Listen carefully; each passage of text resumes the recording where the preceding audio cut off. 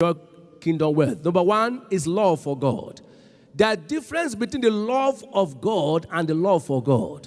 They are not the same. You must love God with everything, including your money, because that is your strength.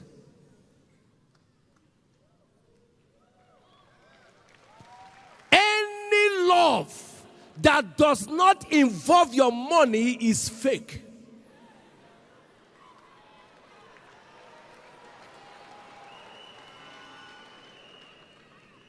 Listen, the proof of love is the passion to give. Let me say this to you, okay, to all of you who are married. Can a woman say her husband ever love her who is a stingy man? Not one woman. If any woman say, my husband loved me, his hand is free. Because where there is no finance, there can never be romance.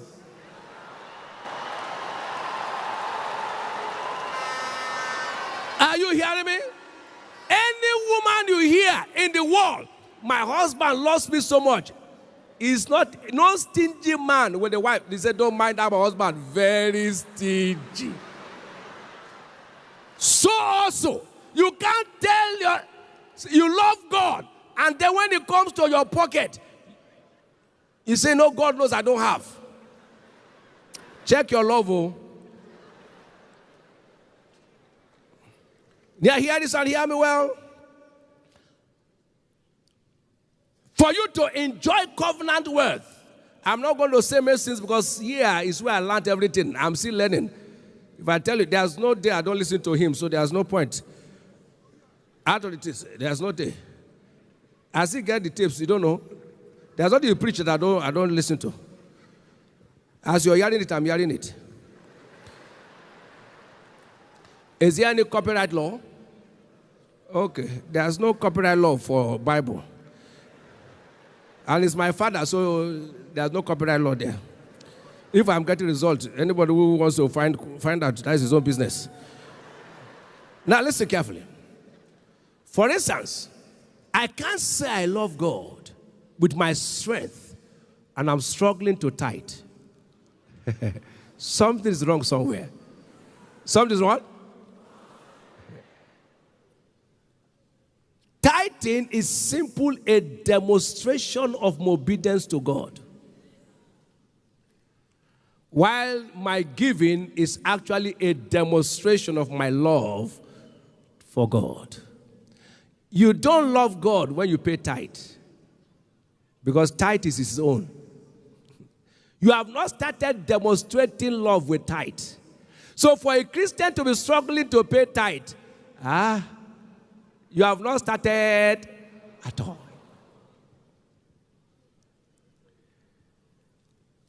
For God so loved the world. What did he do?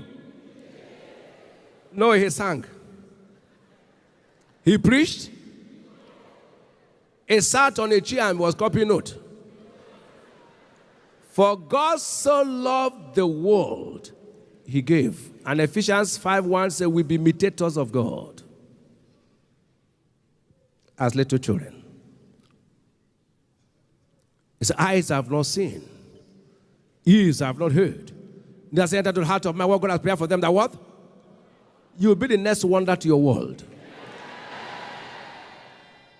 Everywhere, when God said, this man loves him, this one loves me, Abraham loved God, we saw that he took Isaac.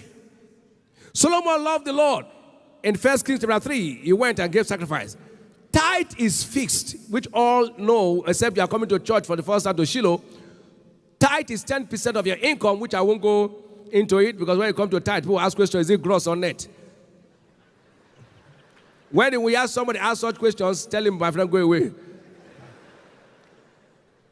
When someone doesn't want to pay, say, am I going to pay gross or net? I say, go and find out. You go and find out. Let me say this to you, Malachi 3 verse 10. So that shall bring all, not some of your tithes, to the store that may meet my house. I'm proving that here, we don't open the windows of heaven. You know why? If you don't tithe, you don't have a foundation for prosperity. In fact, you are not the one God says He will bless. You are out of the way. And when God tells you to sow, every time He tells you to sow, He has an harvest in mind for you. Because as long as this earth remaineth, seed time and harvest shall not what? And our giving is the proof of our faith. When a seed leaves your hand, hear these people of God, it does not leave your life. It goes into your future for God to multiply and give it back to you. Your seed is actually a photograph of your faith. Because every time you give to God, you are saying, God, I know you are not a man that you should lie. You said to me, as long as this earth remaineth, seed time and harvest shall not cease. I don't doubt you. Your economic system can't fail. So I know if I give, you must give it back to me. It shows that you are not doubting what God has said. God will never expect you to give what He has not given to you in the first place. If God says to you, give, He has given you something. He never asked Abraham to give him a son until He gave him a son. Are you hearing what I'm saying? Where you are now, start from where you are. The first offering we ever had that brought us out of poverty as a family was 15 naira. So it's not the amount. Start from where you are and remain faithful. You rise from one level to another. Somebody's story will soon change. Hear me before I go further. Tithing can be likened to a man who has a farm. You have a vast land. Now, the vast land, you want to plant. If you fence that land so that there will be no encroachment, that is tithing. But that does not mean crops will grow. Is that true? But there will be no encroachment. Now, you have to plant. The planting is the offerings. But many of us, we give offerings, we don't tithe. So there's nothing protecting us, so there's heavy invasion.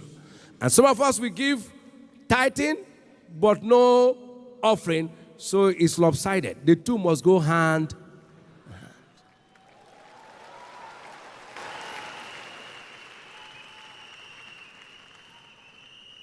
God treasures every giver.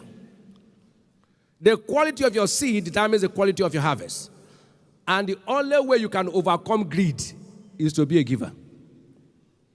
But many of us, in giving, some of us, we pay tithe, we give offerings, but why is it not producing? Because before we even give, we have started complaining. Since I have come to this church, there's a Shiloh sacrifice I've given. They say we should give for a boss. I've given. You are saying it in your room. Oh? They say this one I've given. I don't know what is even happening till now. Is that that is causing it? You have complained.